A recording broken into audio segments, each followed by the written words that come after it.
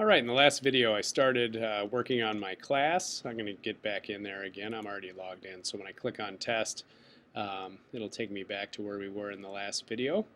If you remember, we had just addressed the news forum that shows up initially when you get started here. So here's my news forum.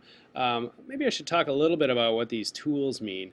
A couple of them that come in really handy are this is the X allows you to delete something. So if I want to delete the news forum, I can do that.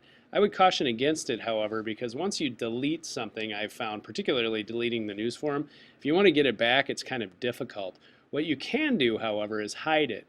And throughout Moodle, you'll see these icons frequently.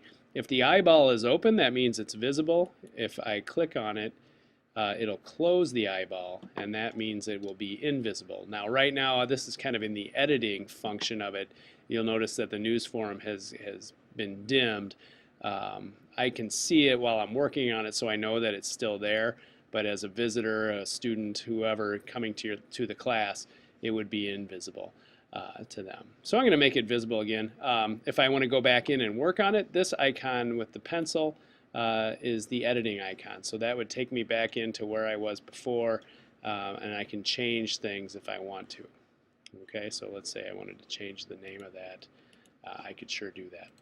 I'm going to hit cancel and go back out. One other thing I can do throughout in all these elements is add resources or activities. So let's say at the very top in that header with my news form, I wanted to put in a URL of maybe some website that I liked, or I want to add another page. I can put a label. I can put in all kinds of things. I could put in a file even. Maybe there's a PowerPoint that you'd like to do. I could put those things in the news forum.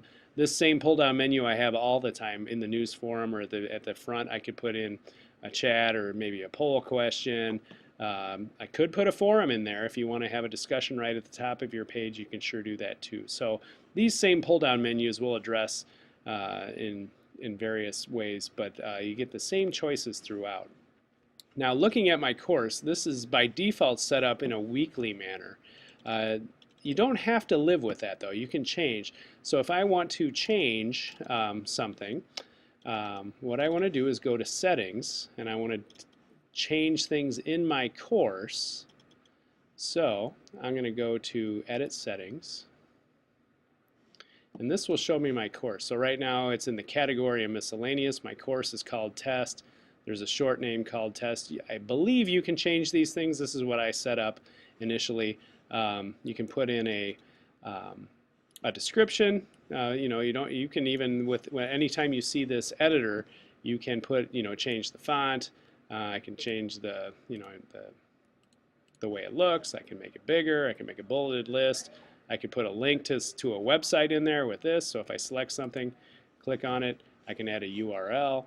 I can have it pop out and go into its own window and so forth. Lots of different things. This HTML editor is used throughout Moodle as well. I could add a picture, I could add a video, all kinds of things. I can change the font color and whatnot. Okay. Right now I'm just going to leave that alone. The format for the class, like I said, by default it's set up in a weekly format. You might want to change it to what I've used as a topics format for my professional development, because really it's not a weekly thing. And there are other formats as well, but I think probably the two that are used the most would be the weekly format or the topics format. So you can change the number of weeks if you want. If it's for a quarter-long course, 9 or 10 weeks, you could set it up that way. Start dates and finish dates and so forth. There is a grade book in Moodle. Not sure if you're going to want to use that or not, because you're going to have to work out of PowerSchool as well. So you might want to say, I want to make that not visible. Activity reports, we can check those out. Maximum upload size. Students will be able to upload things. We only get 20 gigabytes of space. The default is 500K, which will certainly take care of pictures and PowerPoints and documents and stuff. I would probably leave that alone. We'd hate to have some kid use our Moodle to put his iTunes library on or something like that. Now, guest access is going to be up to you. I think by default it's set at no. which is probably the way you'd want it to be. If it's a guest access, anybody who gets to our Moodle could get into your class. They wouldn't really be able to make changes, but they would be able to see it.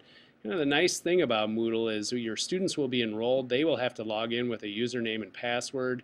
And it's just you and your students who have access to that material if you leave this at no. My professional development Moodle is set up to allow for guest access because I'm envisioning that people outside of this pilot group might want to see what Moodle is all about. So mine is set at yes. I would leave it at no. We'll talk about groups in a little while, but you could set up different groups within your class if you want to. You want to make it available to students, most likely. Keep the language the same. And then hit Save Changes if you've made any changes. So that'll be how you can get your course set up the way you'd like it to be set up.